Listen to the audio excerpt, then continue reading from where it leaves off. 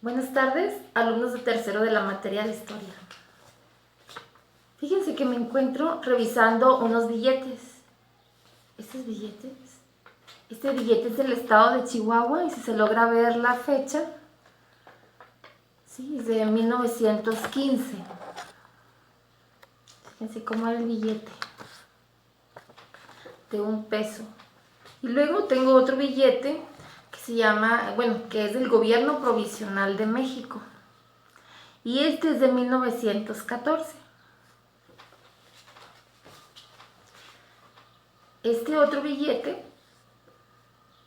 también es de 1914 y dice Ejército Constitucionalista de México. Este otro billete es del Estado Libre y Soberano de Sinaloa y este es de 1915. ¿Por qué se los enseño? Porque estos billetes son míos, son de mi colección y me gusta mucho porque es coleccionar la historia, una historia que siempre se va a hacer presente en nuestro tiempo. La historia no se queda en un pasado, sino que va y viene y hay que regresar a ella cada que podamos, que busquemos la explicación a nuestra realidad en el presente. En los tiempos de 1914 y 1915 estaba el presidente Venustiano Carranza. Fue el presidente que promulga la Constitución de 1917. Pero si te fijaste bien, estos billetes son de cada entidad federativa. No había un Banco de México que emitiera el papel moneda como lo hay ahora. Y es que el Banco de México surge en el periodo presidencial de Plutarco Elías Calles. Por cierto, el periodo presidencial que hoy vamos a estudiar del Plutarco Elías Calles es el Maximato. Y el Maximato tiene características muy especiales porque es en ese periodo donde sucede, yo creo que todavía más fuerte que la Revolución Mexicana, sobre todo para esta zona, la guerra más insensible y donde murieron muchos inocentes a mano armada y con toda la fuerza y la voluntad de asesinar, como va a ser el periodo de la Guerra Cristera de 1926 a 1929. Pero ¿quién era Plutarco Elías Calles? Plutarco Elías Calles era un hombre muy serio, había estudiado acerca de la organización política de los países en Europa, era socialista y era anticlerical. Era un hombre serio y si bien sí era visionario y si bien sí era inteligente como lo describen, pero también vamos a encontrar un alto nivel de soberbia.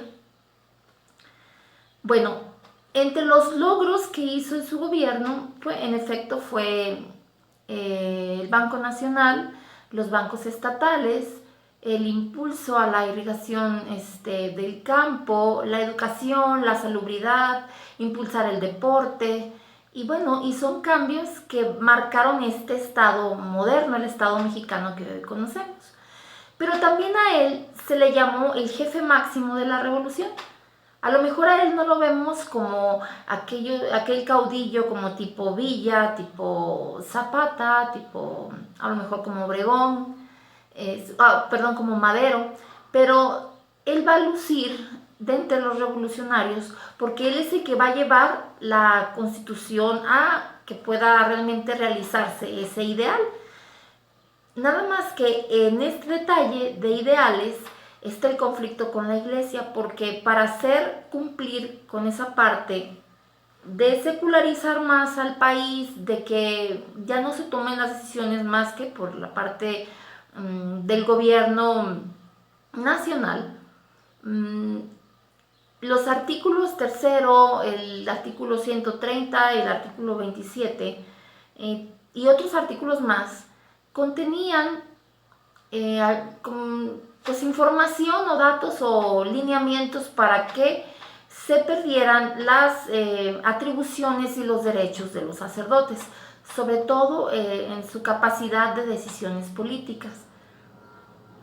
cosa que no le gustó a la iglesia. A lo mejor ahorita, nosotros en nuestros tiempos, lo consideramos normal que las tomas de decisiones de un gobierno no estén relacionadas con las tomas de decisiones del poder eclesiástico. Lo que pasa es que para nosotros ya no vivimos esos tiempos en los que sí había una estrecha relación, y te lo voy a platicar porque yo así lo relacioné. Desde que vamos a irnos hasta el proceso de conquista y colonización. Desde que Hernán Cortés pisó territorio, un pie era mando de poder, de gobierno, y el otro era religión. Entonces, paso derecho, poder, paso izquierdo, religión, y así. Cada paso quiere decir que siempre estaba unido el poder con la religión. Los reyes católicos de España fueron los que enviaron a su expedición a estos conquistadores. Pues bueno, cuando llega Hernán Cortés, llega también al territorio los misioneros, los religiosos. Y ellos fueron en gran parte aquellos quienes censaron a la población, la describieron, hicieron libros para poder mandarlos a España para dar a conocer cómo era la población, y toda esa información sirvió para el gobierno, en ese caso monárquico de España y el virreinato. Otra forma en la que la iglesia participó a través en la colonia era que llevaba el registro de defunciones, nacimientos, matrimonios, algo que después el gobierno se hizo cargo, vamos, de todo ese registro y esa información de la población. También vamos a ver cómo cuando se pretendía una democracia en el siglo XIX, vamos a encontrar que la participación política se daba en las parroquias. Quiere decir que no lográbamos o más bien teníamos a la iglesia como participante muy activa en la política. Hay una constitución, la constitución de Apatzingán. Esta constitución es una constitución previa al México independiente. Es del 22 de octubre de 1814. El inicio de nuestra independencia fue en 1810. Quiere decir que a los 4 años surge esta propuesta de constitución, pero estaba basada en la Constitución de Cádiz, España. Entonces, no curiosamente, sino así era.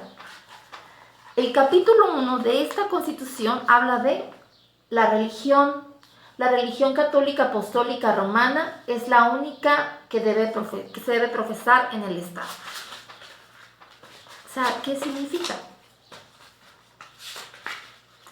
Del capítulo 3 de los ciudadanos nos habla que los extranjeros que radiquen aquí profesarán la religión católica apostólica y romana.